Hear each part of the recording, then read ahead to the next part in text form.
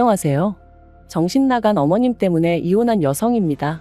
사실 어머님만 정신이 나가신 게 아니라 남편도 문제였으니까 이혼하게 된 거겠지만요. 제가 얼마나 오래 산 건 아니지만 그래도 살면서 남한테 최소한 피해는 끼치지 않았다고 생각해요. 하지만 사람 일이라는 게 다 제 마음 같지 않다더니 결국 이런 거지 같은 일을 겪게 된다는 게 참으로 애통할 뿐입니다. 남편하고는 지인의 소개로 만났는데 그럭저럭 맞는 부분도 있었고 아닌 부분도 있었고 그래요. 하지만 이제 와서 고백하건대 제 나이는 30이 넘어 있었고 주변 친구들은 하나둘 다 결혼을 하고 있었으니 조금 조바심이 났던 게 사실입니다. 그리고 그런 제 마음과 별개로 남편은 저한테 얼마나 적극적이었는지 몰라요. 게다가 주변에서들 그러대요. 여자는 자기 좋다는 남자 만나서 사는 게 제일이라고. 그래서 조금은 휩쓸리듯 그렇게 남편하고 연애를 시작했네요. 연애를 시작하고 1년이 좀 넘어가던 시기에 아버님이 지병으로 돌아가셨고 힘들어하는 남편을 나 몰라라 할 수가 없었어요. 그래서 결혼 이야기가 나오던 때도 아니었는데 자의반타의반으로 장례식장에서 이것저것 제가 할 수 있는 일을 돕게 되었죠. 비록 경황이 없었지만 그래도 얼떨결에 어머님과 신우는 물론이고 남편 친척 어른들께 인사를 드리게 되었고요. 그리고 그때 제가 의도한 것은 아닌데 다들 저를 좋게 봐주셨던 모양이에요. 이후로 계속해서 남편더러 저를 놓치면 안 된다, 저랑 언제 결혼할 거냐 하며 물어오셨다고 했거든요. 그리고 단지 그 이유 때문만은 아니겠지만 사귄 지 2년차가 넘어가자 남편이 저에게 프로포즈를 해왔고 그렇게 저희는 부부의 연을 맺기로 하였습니다. 결혼을 약속했을 당시 남편은 시부모님과 함께 살고 있었고 저는 자취를 하고 있었어요. 저희 친정은 서울에서 3시간 정도 떨어진 곳에 있다 보니 서울에 있는 대학에 진학한 이후로는 어쩔 수 없는 선택이었죠. 그래서 신혼집 이야기가 나왔을 당시 시댁에서 1억을 해주겠다 했고 저도 거기다 제 전세보증금이었던 6천을 보태기로 했네요. 부족한 건 대출을 받기로 했고요. 참고로 남편은 돈이 생기는 족족 자기가 운영하던 가게에 쏟아붓고 있었기에 따로 모아둔 돈이 없었어요. 아무튼 이후로 몇 주간 이리저리 발품 팔아 마침내 저희 예산에 꼭 맞는 집을 찾았습니다. 부동산 중개인분도 놀라셨을 만큼 괜찮은 조건이었기에 남편과 상의 끝에 계약금 500까지 걸었고요. 그런데 어머님이 보내주시겠다던 1억이 가타부타 말도 없이 계속해서 늦어지는 거예요. 그리고 더는 집주인이 기다려주지 못한다고 통보를 해왔을 무렵 어머님이 저에게 따로 연락하셔서 말씀하시길 급하게 돈 쓸 곳이 있어서 그 1억을 쓰셨다는 겁니다. 짜증나고 어이없고 황당하기까지 하더라니까요. 하지만 어머님한테 따지고들 겨를도 없이 식은 코앞이고 당연히 그 집에 들어가서 살게 될 거라는 전제하에 계약해놓은 가정가구들도 있었거든요. 그러니 뭐부터 정리를 해야 하나 싶은 게 머릿속이 어찌나 복잡했는지 몰라요. 그리고 그렇게 계약을 파기하게 되다 보니 처음 계약금도 못 돌려받게 되었죠. 그래서 어쩔 수 없이 가뜩이나 빠듯한 예산이 더 빠듯해졌으니 예단을 생략하기로 했어요. 그런데 그런 저희 결정에 대한 어머님의 반응은 격렬했습니다. 그건 그거고 이건 이거라며 계약금 떼었다고 예단을 안 하는 게 어딨냐며 당신이 하나밖에 없는 아들 장가 보내면서 뭐 하나도 못 받는 게 말이 되냐. 그래서 참다 못한 저도 하나밖에 없는 아들 장가 보내시면서 아무것도 안 해주시는 건 말이 되냐고 따졌거든요. 그리고 이 일로 결혼 전부터 어머님하고 제 사이는 틀어지고 말았죠. 결국 당장 돈 문제가 꼬여버려서 신혼살림 차릴 집을 구하지 못했던 저희는 어쩔 수 없이 울며 겨자 먹기로 시댁에서 신혼생활을 시작해야 했습니다. 제가 무슨 말을 한 것도 아닌데 안방은 못 내주신다 하셔서 그러시라 했고요. 저희 친정에서는 빚이라도 내서 집을 해주시겠다 하셨지만 그건 제가 거절했어요. 어차피 남편이나 저 둘 다 맞벌이에 야근이 잦은 일이다 보니 집에서 보낼 시간이 많지도 않았고 돌이켜 생각해보면 저도 좀 오기가 났던 것도 같아요. 아무튼 남들 눈엔 어떻게 보였을지 몰라도 저는 반지하라도 저희 둘이 살만한 집을 구할 때까지만 머문다는 생각이었으니 크게 절망적이진 않았습니다. 그런데 그렇게 합가를 하고 한 달 정도 됐을 때였어요. 저에게는 여동생 하나가 있는데 제 여동생은 장학금을 받는 조건으로 고향에 있는 대학에 진학을 했었거든요. 하지만 직장만큼은 서울로 다니고 싶어 하더니 결국 서울에 있는 대기업으로 이직을 할 것 같다며 소식을 전해왔어요. 그리고 그날은 마지막 임원 면접을 하러 올라왔던 날이었는데 여동생이 언니 어떻게 사는지 슬쩍 보고만 가면 안 되겠냐 하더라고요. 친정부모님도 걱정 많이 하신다면서. 사실 어머님 댁이다 보니 집들이는 고사하고 친정부모님한테 한번 오시란 말도 못했던 게 사실이에요. 저희가 모시고 사는 것도 아니고 어쨌든 어머님 때문이긴 했지만 얹혀 사는 상황이었으니까요. 그런데 마침 그날 어머님도 약속 있으시다 하셨던 게 기억이 나서 그럼 잠깐 들리라 했습니다. 그런데 여동생이 저희 집에 오고 10분도 안 돼서 어머님이 오셨어요. 친구분하고 다투셔서 약속이 파토났다고 하시더라고요. 어머님이 제 여동생을 보시고는 저더러 시애미가 집 비우기가 무섭게 손님을 들이냐며 싫은 소리를 하셨고, 민망해진 제 여동생이 언니 나 그냥 갈게 하면서 나가는데 어찌나 속상하던지 결국 여동생한테 제대로 커피 한 잔 못 내려주고 보냈네요. 여동생이 가고 나서 저는 저대로 어머님한테 서운하다 보니까 그냥 방문 닫고 혼자 있었어요. 다른 집 며느리들은 이런 상황이었다면 어떻게 했을지 모르겠지만 저는 속이 좁은 사람이라 그런 건지 아무렇지 않은 척할 자신이 없었거든요. 그런데 그런 제 마음과는 상관없이 갑자기 어머님이 저희 방문을 확 여셨습니다.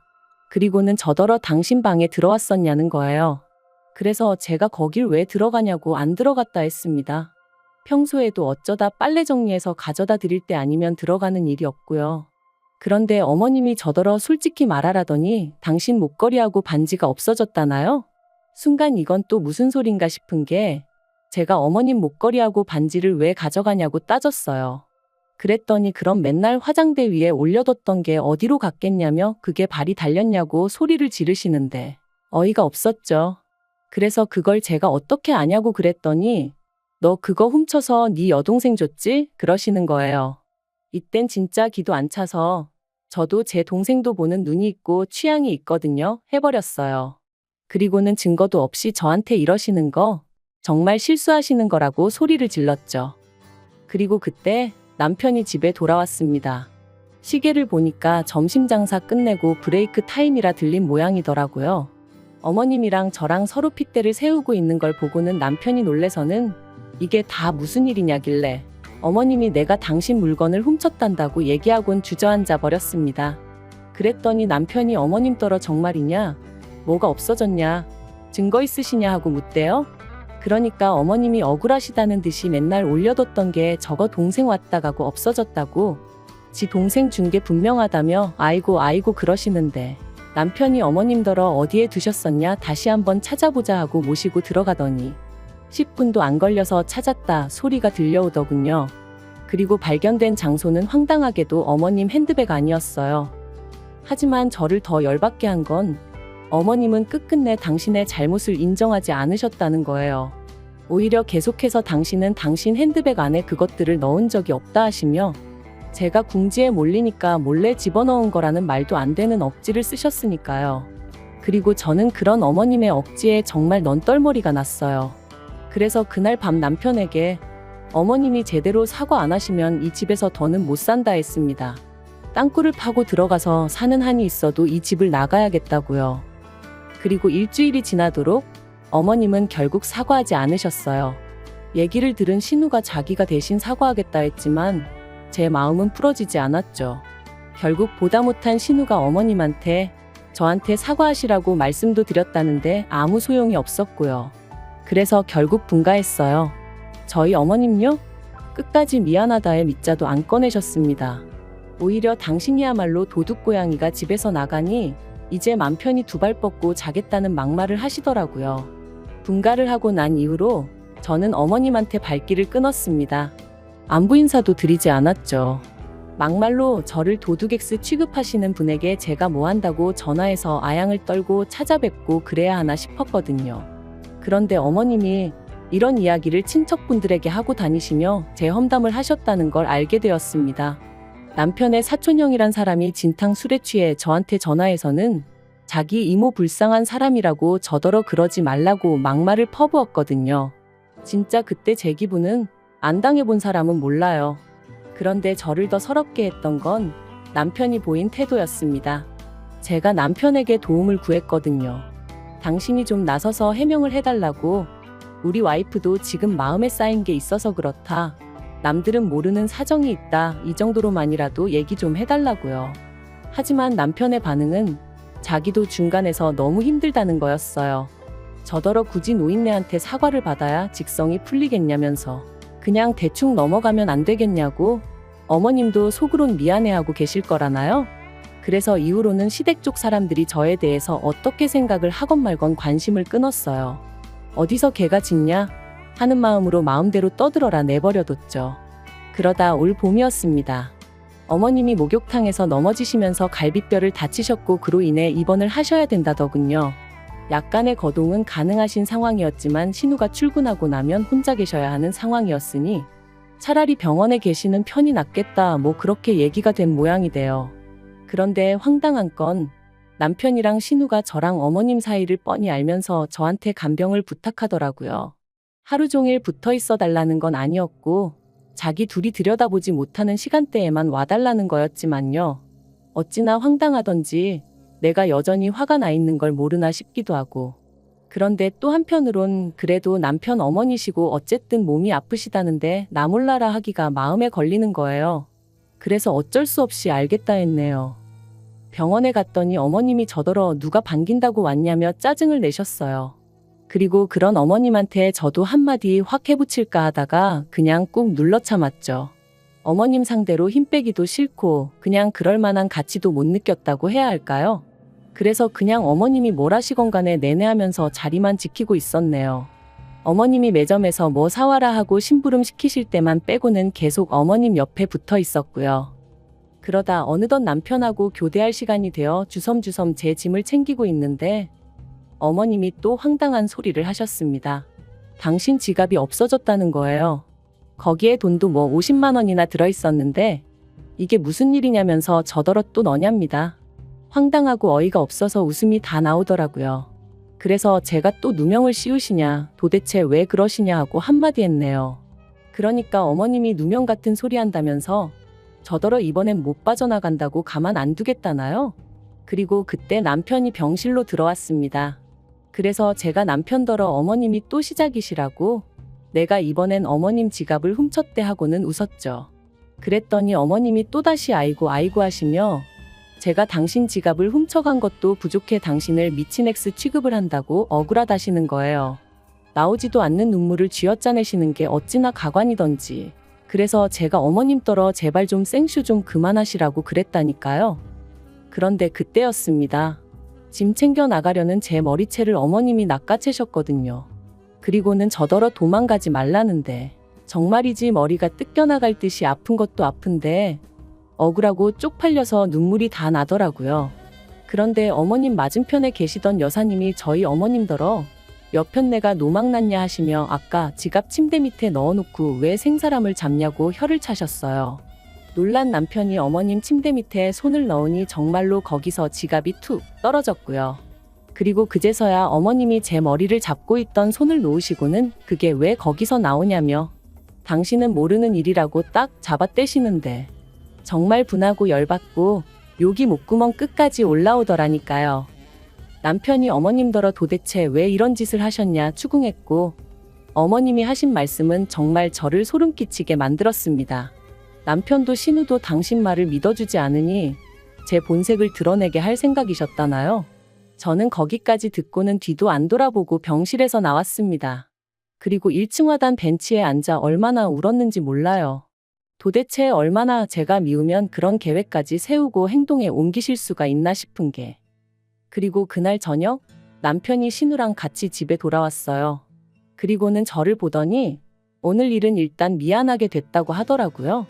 그래서 나는 어머님한테 사과를 받아야겠다고 그렇지 않으면 그냥은 못 넘어간다 했습니다. 한 번도 아니고 두 번씩이나 그것도 처음에야 실수였다 치더라도 오늘은 정말 일부러 그러신 거니까 나는 그냥은 못 넘어간다고 무조건 사과를 받아야겠다 했죠. 그랬더니 남편이랑 신우가 아무리 그래도 어머님이 지금 환자신데 그럴 것까지 있냐는 거예요. 사람이 나이가 들고 아프면 마음도 약해져서 그런 실수도 할 수 있는 거 아니냐면서요. 그래서 제가 말도 안 되는 소리 하지 말라고 그런 식으로 둘러대는 당신이나 아가씨가 더 나쁘다 했어요. 하지만 남편은 계속해서 장모님이 그러셨어도 자기는 이해했을 거라는 말도 안 되는 소리나 하고 있고, 그래서 결국 남편에게 어머님한테 사과 못 받으면 당신하고도 못 살 것 같다 했습니다. 솔직히 이때만 하더라도 100% 진심은 아니었고, 이 정도로 세게 나가면 남편도 아차 하고 뭔가 깨닫는 게 있겠지 싶었거든요. 그런데 남편 반응이 정말이지. 자기는 제가 이렇게 독한 줄 몰랐다면서 진짜 너무한다 소리만 계속 하대요. 그리고 그런 남편의 반응에 저는 정말 질려버렸습니다. 그래서 결국 정말 이혼 서류에 도장까지 찍게 되었죠. 물론 막판에서야 남편이 이렇게까지 해야겠냐며 저를 잡긴 했는데, 그땐 제가 오만정이 다 떨어져서 남편이 꼴도 보기 싫더라고요. 어머님이야 말해 뭐해요. 솔직히 어머님이 정말 치매라던가 그런 거였으면 이해했을지도 몰라요. 하지만 정말 멀쩡한 양반이 말 그대로 저 골탕 먹이려고 그랬다는 게 용서할 수가 없었어요. 그런데 더 황당한 건 엊그제 남편한테 전화가 왔습니다. 어머님이 요새 입맛이 통 없다 하시면서 제가 담근 김치가 드시고 싶다 하시더래요. 맨밥에 그것만 있어도 밥이 꿀떡꿀떡 넘어갈 것 같다면서요. 그러면서 저더러 올해는 김치 안 담냐며 자기 좀만 주면 안 되냐는데, 그래서 너 같으면 주겠냐 그랬습니다. 그랬더니 죽은 사람 소원도 들어준다는데 산 사람 소원 못 들어주냐길래 죽었든 살았든 내 알 바 아니니까 이딴 걸로 연락하지 말라고 그랬죠. 진짜 사람이 곱게 늙어야지. 나이 먹고 다른 사람도 아니고 가족한테 해코지를 하려 들었다는 게 지금도 생각만 하면 소름이 끼칩니다. 정말이지. 죽어도 소식 전하지 마세요. 긴 이야기 들어주셔서 감사합니다. 오늘의 사연은 여기까지입니다. 구독과 좋아요, 알람 설정해주시면 앞으로 더 좋은 사연으로 찾아오겠습니다. 감사합니다. 안녕하세요. 매일 새로운 사연을 전하는 읽어주는 사연 라디오입니다. 구독과 좋아요, 많은 공유 부탁드립니다. 오늘의 사연 시작하겠습니다. 안녕하세요. 남편과 화목한 결혼 생활을 이어가고 있는 30대 여성입니다. 그런 제가 여기에 찾아온 건 바로 제 미친 형님 이야기를 하고 싶어서예요. 물론 아주버님이 형님과 이혼 소송 중이니 형님이라 부를 날도 얼마 남지 않았지만요. 일단 어쩌다 저런 형님을 만나게 되었나 이야기를 하려면 제가 어쩌다 이 집안에 시집을 오게 되었는지도 말을 안 할 수는 없겠네요. 남편하고는 대학 CC였어요. 입학하자마자 서로 첫눈에 반했고 이후로 졸업할 때까지 동기들이 부러워할 만큼 예쁘게 연애했고요. 하지만 남편이랑 제가 서로 다른 나라로 유학을 가게 되면서 자연스레 멀어졌고, 이후로는 친구들을 통해서 간간히 소식만 전해 듣게 되었죠.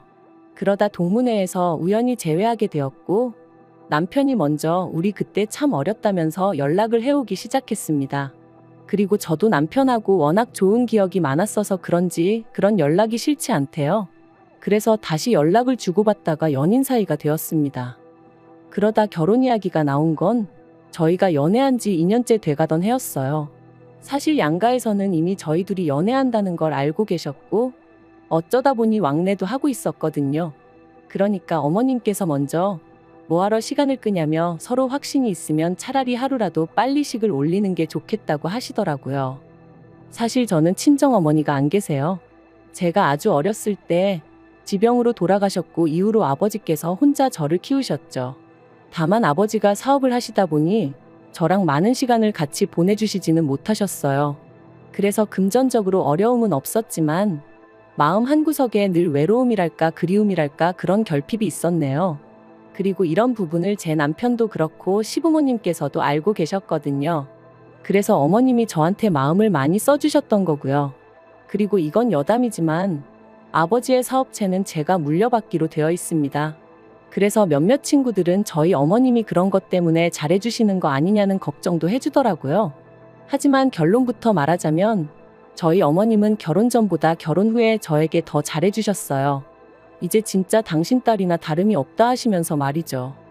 그런데 이런 제 결혼 생활에 먹구름이 드리워진 건 어이없게도 아주버님이 결혼을 하면서였어요.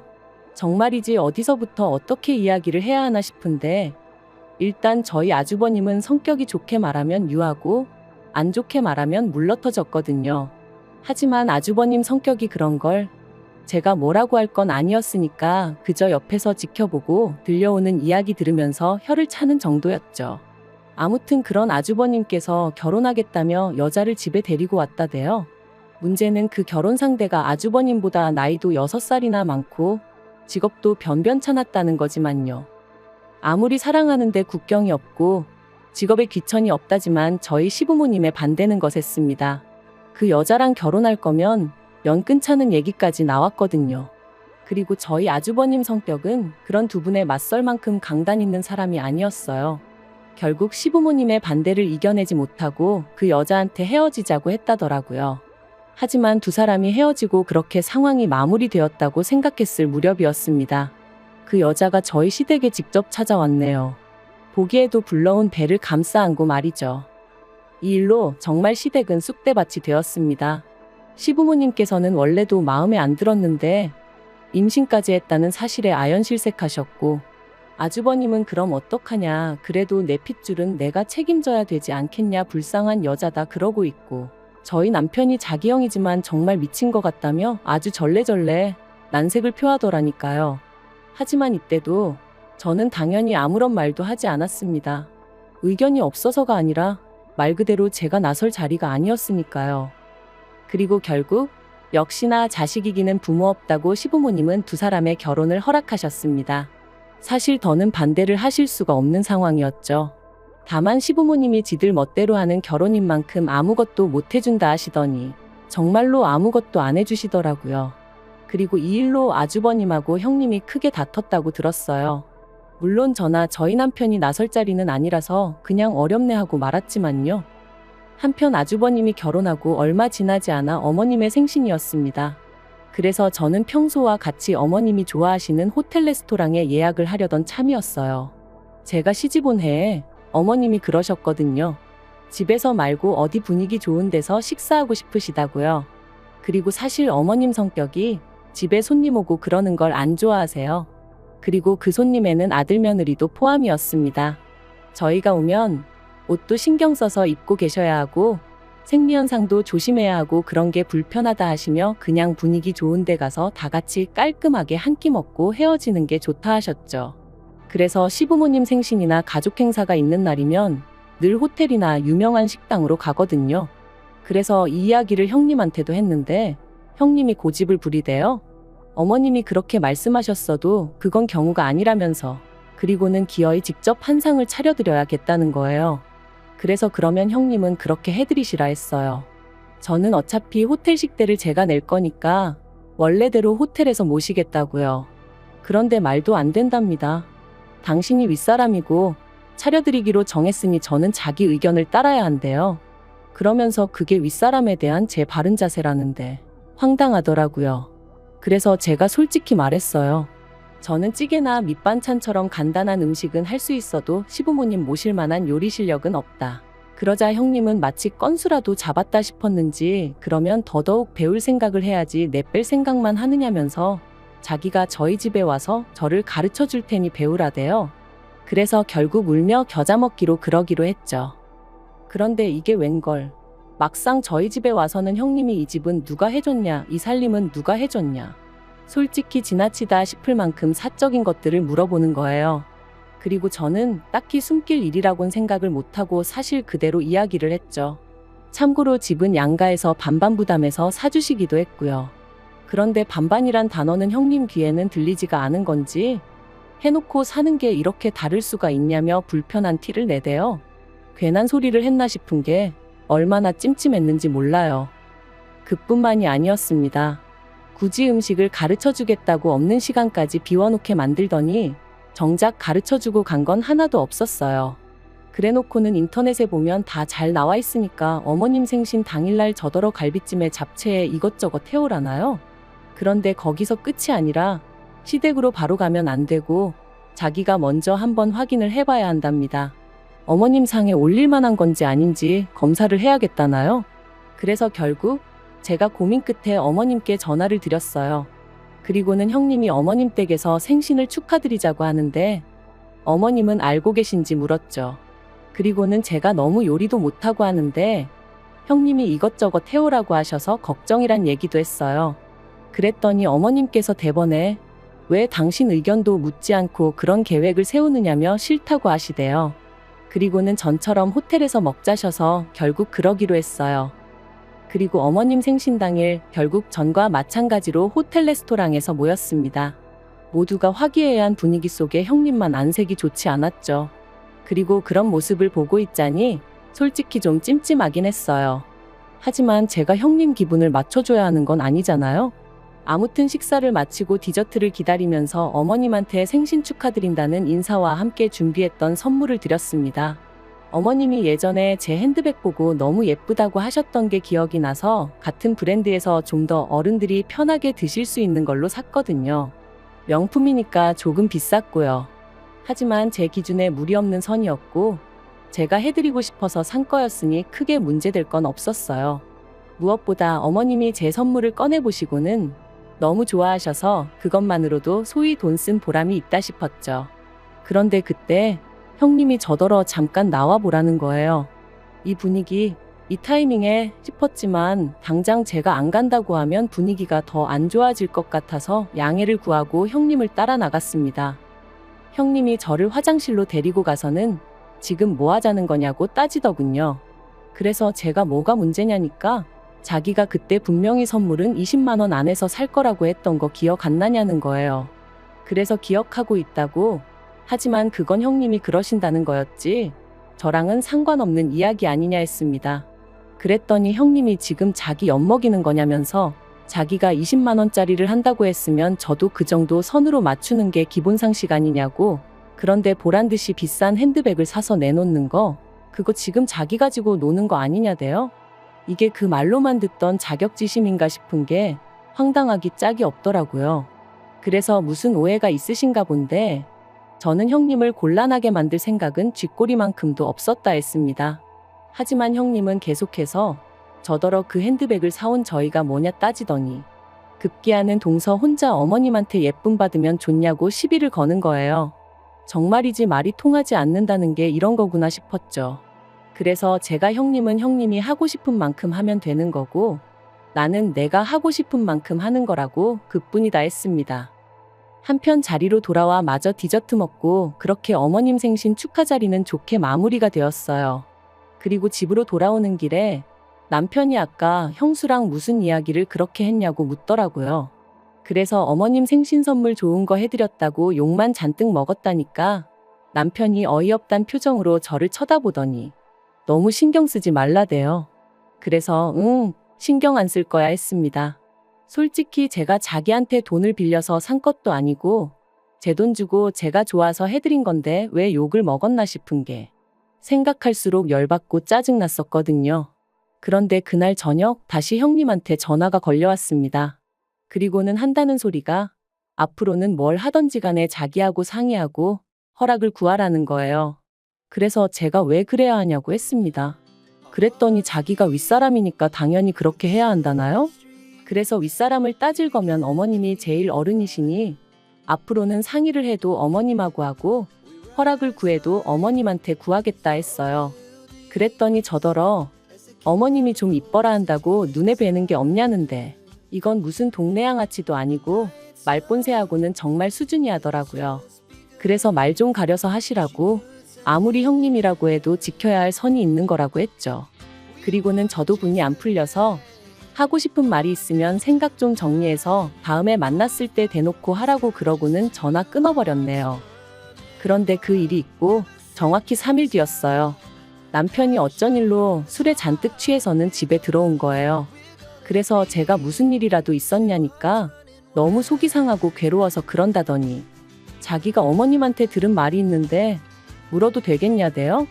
그래서 뭔데 그러냐고 말해보라니까 형님이 어머님을 찾아가 제가 어머님 때문에 돈 나가는 게 한두 푼이 아니라 너무 힘들고 부담스럽다고 맏며느리도 아닌데 이렇게까지 해드려야 되는 건지 모르겠다 뭐 그렇게 하소연을 했다더랍니다. 그리고 형님이 어머님더러 동서가 좀 힘들어하는 것 같다며 한마디로 저 생각해주는 척 생쇼를 하면서 어머님과 제 사이를 이간질을 한 거죠. 그리고 어머님은 어머님대로 서운하고 속상하신 마음에 그걸 저희 남편한테 말씀하셨던 거고요. 진짜 이 일은 지금 생각해도 어이가 없고 분통이 터집니다. 그래서 제가 남편더러 날이 밝는 대로 어머님한테 가자 했어요. 그리고는 아주버님에게도 전화드려 형님하고 같이 시댁으로 오라고 했네요. 그렇게 이튿날 아침 10시부터 시댁에 온 식구가 모여 앉았는데 형님은 전에 없이 의기양양한 표정이었어요. 특히나 어머님이 저에게 전에 없이 냉랭하게 행동하시니 기분이 아주 좋아 보이더군요. 그래서 다들 보는 앞에서 제가 어머님한테 대놓고 물었습니다. 형님이 제가 어머님 때문에 힘들다 그런 소리를 했냐고요. 그랬더니 형님 표정이 순식간에 달라졌어요. 설마 제가 대놓고 어머님한테 그렇게 물을 줄은 몰랐던 모양이대요. 그리고 어머님도 저를 놀란 얼굴로 보시더니 이내 그렇답니다. 그리고 그 소리를 듣고 당신이 얼마나 마음이 아팠는지 모른다고 그간 부담스럽게 하려던 건 아닌데 제가 그렇게 느꼈다니 미안하시다는 거예요. 그래서 제가 엉엉 울어버렸어요. 그리고는 어머님 왜 제 마음을 그렇게 몰라주시냐고, 어떻게 저랑 알고 지내신 세월이 있는데 형님 말 몇 마디만 듣고 제 마음을 그렇게 오해하실 수가 있냐고 물었죠. 그랬더니 저희 형님이 저더러 어이없다며 어머님 앞에서 생쇼하지 말랍니다. 그래서 제가 왜 생쇼를 하겠냐고 되물었어요. 그리고는 형님이야말로 어머님하고 가깝게 지내고 싶으면 노력을 하던지 인품을 갖추던지 하지 왜 없는 말을 지어내서 사람 사이를 이간질을 하냐 따졌네요. 막말로 제가 설령 그런 생각을 했다 쳐도 다른 사람도 아니고 형님한테 털어놓을 이유가 있겠냐면서요. 그랬더니 저희 남편도 하긴 그렇다면서 제가 친구가 없는 것도 아닌데 굳이 친하지도 않은 형수한테 왜 하소연을 하겠냐고. 그러자 아주버님도 이번만큼은 점점 상황 파악이 되었는지 형님더러 이게 무슨 소리냐며 따지고 들었습니다. 그러자 그제서야 형님이 왜 다들 자기한테만 뭐라고 하냐 하더니 급기야는 자기가 봐도 안 되겠다 싶었는지 대뜸 어머님이 제일 나쁘다는 거예요. 장남차남이 엄연히 다른데 매번 동서만 예뻐하시지 않으셨냐 그러시는 거 아니라면서 말이죠. 어머님도 어머님대로 황당한 얼굴이셨지만 저도 정말 어이가 없었어요. 솔직히 자기가 이 집에 시집와서 한 게 뭐가 있다고 어머님이 자기랑 나를 똑같이 대해주셔야 된다고 믿고 있는 건지 기도 안 차더라니까요. 그리고 그때 아주버님이 형님 뺨을 때렸습니다. 왜 화목한 집안 분위기를 흐트려 놓느냐면서 말이죠. 그리고 졸지의 분위기는 아주버님과 형님의 부부싸움으로 이어졌어요. 형님은 네가 뭔데 나를 때리냐면서 신고를 한 해 만에 난리가 났고, 조금도 미안해하는 기색 없는 형님한테 아주버님은 네가 그렇게 떳떳하냐 하더니 급기야는 이혼 이야기를 꺼냈습니다. 동시에 내가 지훈이 내 새끼 아닌 거 정말 모를 줄 알았냐면서 말이죠. 이때는 저도 저지만 시부모님 두 분 다 기함을 하셨어요. 그리고는 어쩐지 닮은 구석이 하나도 없더라는 저희 남편 말과 함께 그때부터 정말 쑥대밭이 되어버렸네요. 알고 보니 아주버님은 자기 애가 아닌 줄 알면서도 자기가 책임지기로 마음먹은 이상 어떻게든 가슴속에 품고 살려고 했었답니다. 그런데 형님이 잘 지내는 다른 식구들한테 해코지를 하는 걸 보니 이대로는 안 되겠다 싶으셨다네요. 저도 정말 이런 일을 제가 바로 곁에서 보게 될 줄은 몰랐는데 저희 아주버님만 불쌍하게 된 거죠 뭐. 아무튼 그래서 지금 아주버님네는 이혼 소송 중이고 뭐 그렇습니다. 어떻게 마무리를 해야 할지 모르겠는데 살다 보니 정말 별일이 다 있네요. 참, 그리고 어머님은 저에게 몇 번이나 사과를 하셨어요. 최소한 저한테 사실 확인이라도 먼저 하셨어야 하는데 그때는 왠지 괘씸하기도 하고 민망하기도 하고 그래서 소가리만 하셨다면서. 그리고 어쨌든 사람 관계라는 게 이럴 수도 저럴 수도 있다 생각하고 저도 더는 어머님 원망은 하지 않기로 했어요. 진짜 모녀들도 싸우고 화해하고 그러잖아요. 저도 어머님하고 좀 더 가까워지기 위한 과정이었다고 생각하려고요. 긴 이야기 들어주셔서 감사합니다. 오늘의 사연은 여기까지입니다. 구독과 좋아요, 알람 설정해주시면 앞으로 더 좋은 사연으로 찾아오겠습니다. 감사합니다. 안녕하세요. 매일 새로운 사연을 전하는 읽어주는 사연 라디오입니다. 구독과 좋아요, 많은 공유 부탁드립니다. 오늘의 사연 시작하겠습니다. 안녕하세요. 얼마 전 이혼한 30대 여성입니다. 법적으로 완전히 남남이 된 지는 한 달이 채 되지 않았고요. 그래서 그런가 아직 무뎌지지가 않아서 지금도 생각만 하면 속이 너무 답답하고 그래요. 그런데 주변에는 다들 좋은 일을 앞두고 있는 친구들만 있다 보니 제 속 터지는 이야기를 할 수가 없거든요. 그래서 이렇게 찾아올 수밖에 없던 거니 이해해 주시면 감사하겠습니다. 제가 이런 상황에 놓이게 된 연유를 이야기하려면 일단 남편이란 작자부터 어떻게 만났는지 말씀드려야겠네요. 남편하고는 같은 대학 선후배 사이였어요. 물론 알고 지내는 몇 년 동안은 남녀 사이라기보다는 그저 오빠 동생에 불과했지만요. 그러다 본격적으로 연애를 시작한 건 제가 사회생활을 시작하고 얼마 지나지 않아 어머니가 돌아가셨거든요. 그런데 저는 어머니랑 사이가 정말 각별했어요. 아버지가 돌아가신 이후로 어머니가 재혼도 안 하시고 저 하나만 바라보고 저 하나만 지극정성으로 키워주셨으니까요.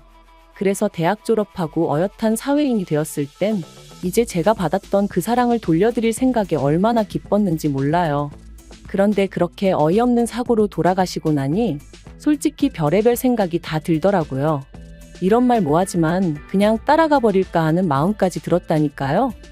그런데 그때 그런 저를 붙잡아준 사람이 바로 지금의 남편이었어요.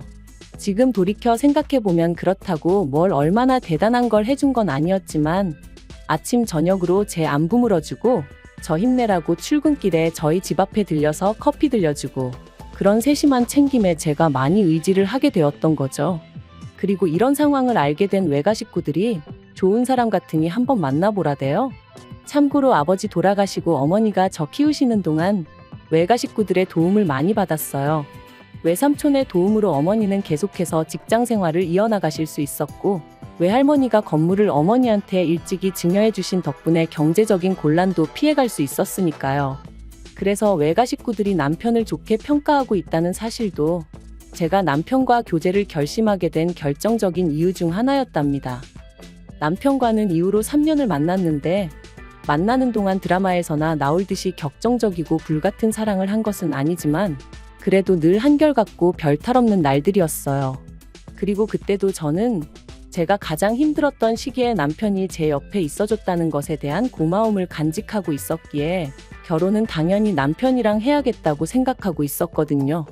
그래서 남편이 결혼하자고 했을 때 고민 없이 좋다고 했고요.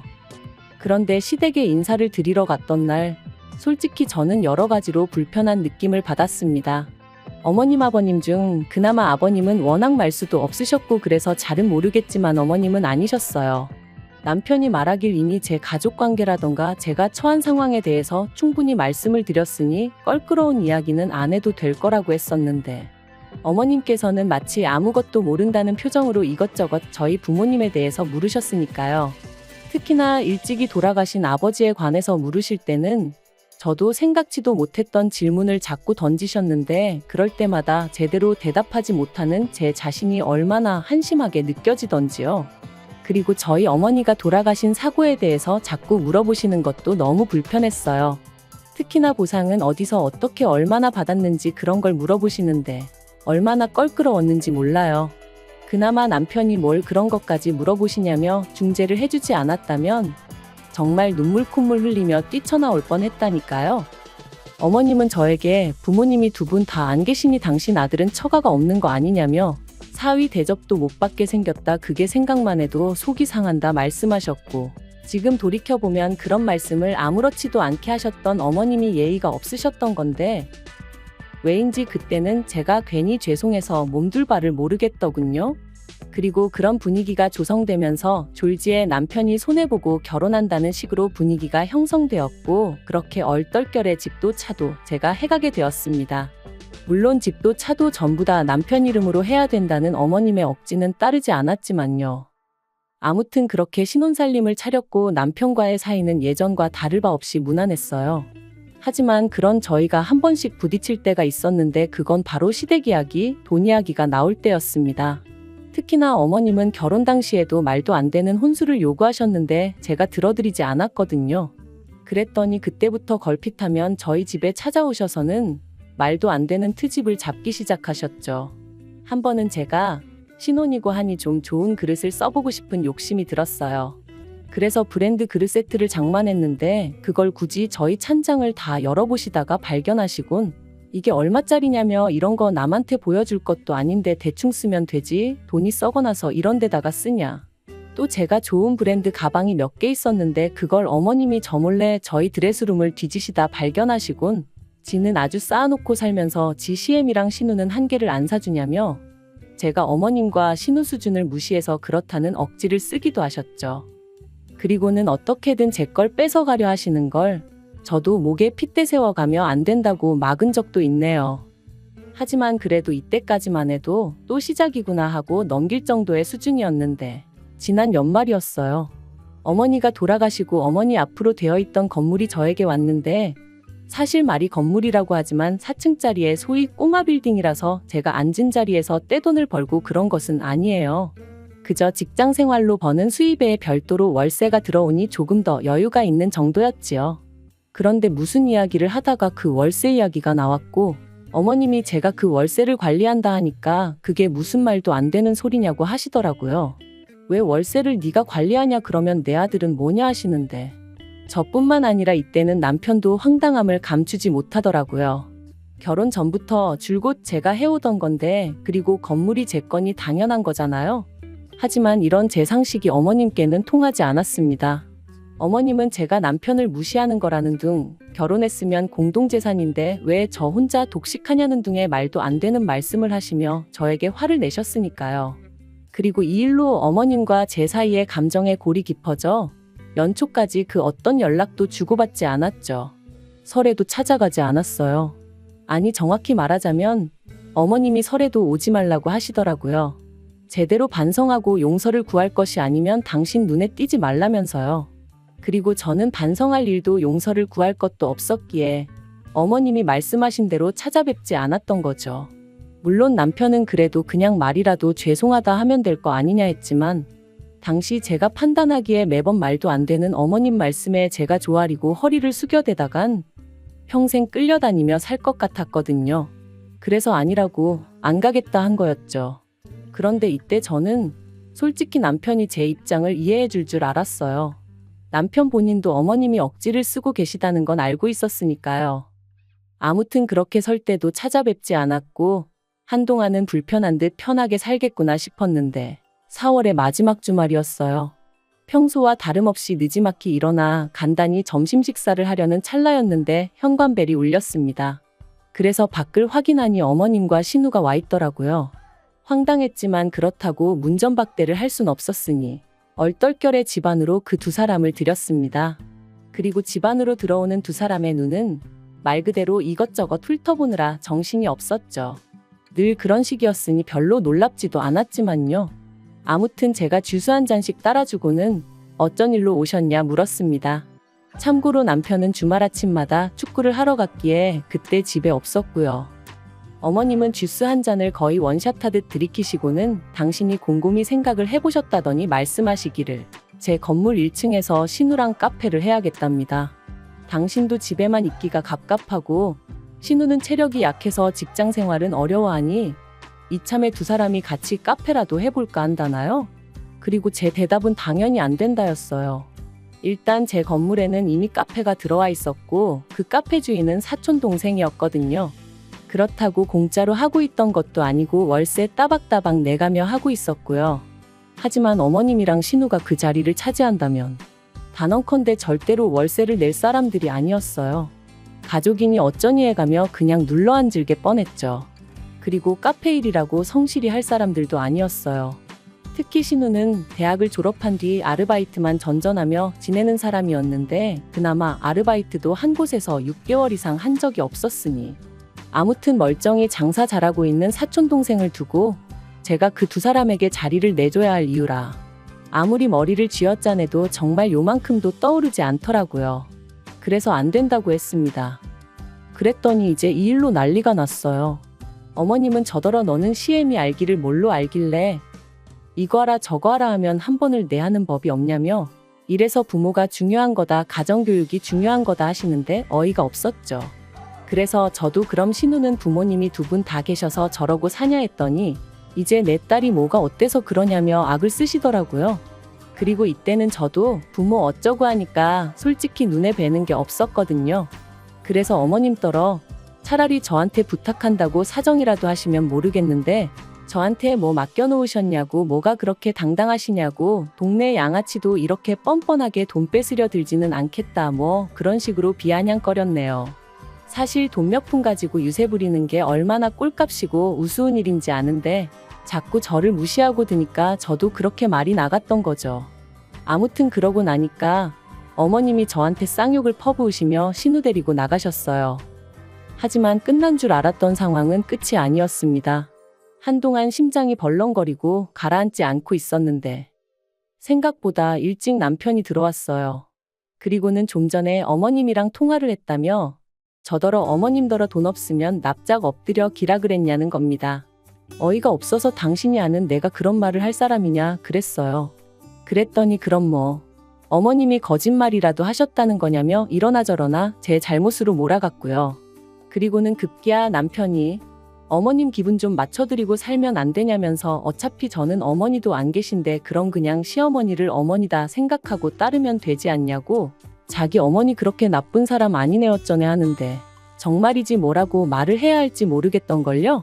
그래서 제가 어머님은 나를 딸처럼 생각해 주시냐 물었습니다. 당신이 보기에 어머님이 신우를 대하는 거랑 나를 대하는 거랑 같아 보이냐고요. 하지만 남편은 계속해서 어머님의 잘못을 인정하지 않았고 어떻게든 오로지 제가 숙이고 들어가기만을 바랬습니다. 그러더니 급기야는 한다는 말이 그러면 앞으로 자기는 회사 월급 받아서 전부 다 시댁에 주겠다대요. 어머님이나 신우나 어떻게든 돈을 벌어보려고 저한테 부탁을 했을 텐데 제가 안 들어줘서 이렇게 되었으니 그 책임을 자기라도 져줘야 하지 않겠냐면서 말이죠. 그래서 그러면 그냥 이혼을 하자고 했어요. 이혼하고 아예 시댁에 들어가서 당신 부모님이랑 여동생이랑 걷어먹이며 살라고요. 막말로 내가 무슨 자원봉사자도 아니고 당신이 지금도 우리 가정에 기여하는 바가 되면 얼마나 된다고. 그런데 이제 월급까지 안 가져오겠다 하니 그럼 내가 당신을 왜 걷어먹여야 하냐? 나 그런 취미 없다. 그러자 남편이 저더러 말하는 싸가지가 있네 없네 하더니 그대로 자기 핸드폰하고 차키 들고 나가는 거 있죠? 그래서 나갈 테면 나가라고. 그리고는 저도 바로 현관 비밀번호 바꿔버렸네요. 그런데 지 잘났다고 나갈 땐 언제고 다음날 저녁이었는데 현관문 밖에서 삐리릭 소리가 나더라고요. 그래서 인터폰으로 내다보니 남편이었어요. 그래서 제가 거기서 뭐 하냐니까 왜 현관문이 안 열리냐면서 비밀번호 바꿨냐고 성질을 내대요. 어이가 없어서 그래 바꿨다. 내 집인데 내가 바꾼 게 무슨 상관이냐 해버렸습니다. 그랬더니 저더러 진짜 해보자는 거냐면서 너 이러면 나랑 못 살아 이러는 거예요. 그리고는 자기까지 저를 떠나면 제 옆에 누가 있기나 하겠냐면서 애비애미 다 죽고 남편한테 버림받고 사람들이 얼마나 비웃겠냐는 거였죠. 그리고 그런 소리를 듣고 있으니까 정말 온몸이 부들부들 떨리더군요. 내가 한 입을 덮고 살던 사람이 이렇게 비열한 사람이었나 싶은 게. 그런데 그때 사실 제 옆에 외삼촌하고 사촌동생이 다 있었어요. 제가 당장 월요일에 남편은 출근해야 하니까 분명히 지 옷이든 뭐든 가지러 올 것 같았고 그러면 단둘이 마주쳐야 하는데 그게 왠지 겁이 나서 와달라고 부탁을 했어가지고요. 그러니 저희 외삼촌과 사촌동생까지 남편의 막말을 다 듣게 되었죠. 외삼촌이 뭐 저런 놈이 다 있냐 하시면서 단박에 뛰쳐나가셨어요. 사촌동생도 같이요. 그리고 저희 사촌동생이 지금은 카페를 하고 있지만 원래 유도선수 출신이거든요. 그래서 동시에 두 부자가 남편을 가로막고 서가지고는 방금 뭐라 짓거렸냐 다시 말해봐라. 그러니까 저한테 막 퍼부어댈 땐 언제고 찍소리도 못하더라고요. 자기가 홧김에 한 말이지 진심은 아니었다 뭐 그런 뜻이 아니었다 해대면서 말해요. 그 꼴이 얼마나 우습던지. 아무튼 그런 소리까지 듣고도 남편이랑 살겠다 생각하면 제가 말 그대로 배알도 없는 X 아니겠어요? 남편한테 헤어지자 했습니다. 네 말대로 부모도 없지만 그렇다고 너라도 있어달라고 매달릴 만큼 나 궁하지 않다고 너 같은 건 트럭으로 갖다 줘도 싫다 그랬네요. 그리고 그제서야 남편이 사람이 살다 보면 말실수도 하고 그럴 수도 있는 거 아니냐며 자기도 제 말이 거슬렸던 적이 한두 번 있던 게 아닌데 자긴 다 참았답니다. 그런데 저는 왜 못 참아주냐면서 너무하네 어쩌네. 하지만 그러던지 말던지 결국 협의이혼으로 잘 마무리되었어요. 제가 타던 차 남편한테 준다고 했거든요. 그거라도 줘야 먹고 떨어져 나갈 것 같아서 그런 거니 바보같이 그걸 왜 줬냐 그러지는 마셔요. 저한테는 그런 거라도 주고 남편에게서 벗어나는 게 그 무엇보다 중요한 일이었답니다. 남편한테는 지금도 사실 연락이 와요. 자기가 반성 많이 하고 있고 시부모님도 신우도 저한테 많이 미안해하고 있다면서 이번 일을 통해서 우리 진정한 가족으로 거듭날 수는 없겠냐? 한마디로 개수작 부리는 거죠. 물론 저는 웃기고 앉았다고 됐다고 했고요. 그리고 어디 가서 죽어도 소식 전하지 말라고 했네요. 하나도 안 궁금하고 알고 싶지도 않으니까. 그래도 쪽팔린 것도 없나 봅니다. 계속 미안하다 기회를 달라 해대는 거 보면 말해요. 하지만 걱정 마세요. 정말 요만큼도 흔들리지 않을 거니까요. 하늘에 계신 부모님이 저를 보시고 더는 걱정하고 눈물 찌으시는 일 없도록 살 겁니다. 제 인생은 제 거니까요. 긴 이야기 들어주셔서 감사합니다. 오늘의 사연은 여기까지입니다. 구독과 좋아요, 알람 설정해주시면 앞으로 더 좋은 사연으로 찾아오겠습니다. 감사합니다.